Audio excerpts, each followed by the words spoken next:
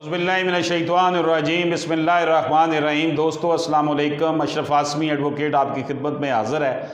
दोस्तों आपसे गुजारिश है कि अगर आपने अभी तक यूट्यूब चैनल हमारा सब्सक्राइब नहीं किया तो उसे सब्सक्राइब फरमा लें, बेल आइकन को क्लिक कर लें और अगर वीडियो पसंद आए तो कमेंट ज़रूर करें।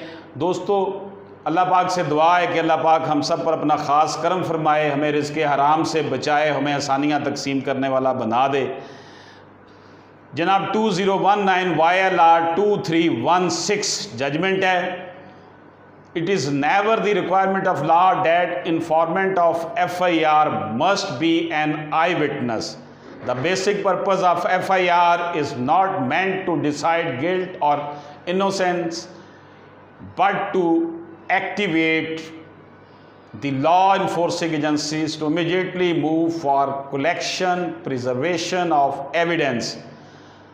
तो जनाब 2019 YLR 2316 में ये कहा गया है कि ये लाजमी नहीं है कि मुस्तगीस चश्मदीद गवाह भी हो। मुस्तगीस वो है जो कि शिकायत लेकर आया है।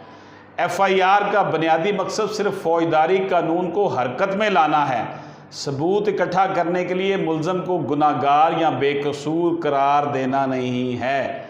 यानी कि जो बंदा FIR कटवा रहा है इट इज़ नॉट नेसेसरी कि वो आई विटनेस भी हो। इसको 2019 YLR 2316 में इसको बयान किया गया है, नरेट किया गया है कि जनाब कोई भी शख्स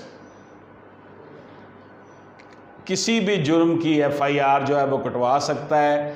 इसके लिए ये नहीं है कि जनाब उसने वाक़या अपने सामने होते हुए देखा हो। इजाज़त दीजिए, अल्लाह हाफ़िज़।